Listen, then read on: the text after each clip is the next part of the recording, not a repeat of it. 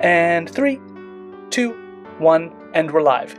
And I think that science does a good job of telling us what the material world looks like, but it doesn't tell us how to act. Right. And that's where these books are important, is because they are, although you don't say it, it is a guide on how to tackle adversity and how to go through it with humility and understanding and how to treat everyone right, which is what I wanted. I created a definition of what a role model was, and it's about somebody who's willing to put their family first, their friends first, their community first, before themselves. But it's not only that, it's about doing that in a sustainable way where you can make that work over a year, over 5 years, over your whole life. Mm-hmm. And that's a very tricky balance to find, because we do fall down, we do make mistakes, we do go down bad paths at certain points. But this book to me is a guide on, if you're in a dark place, the first few pages are that insight into somebody else's dark place and how you were coping with something that is insurmountable to me still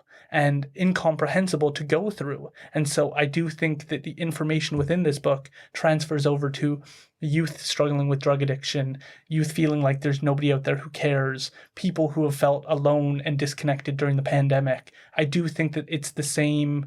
The contents are how to behave under trying times. And that's what you wrote about. Right. Yeah. Thank you. That's great. I'm so happy that you were able to take the time to read the book, to be able to talk about it at your podcast, because it is kind of relevant to the times that we're going through.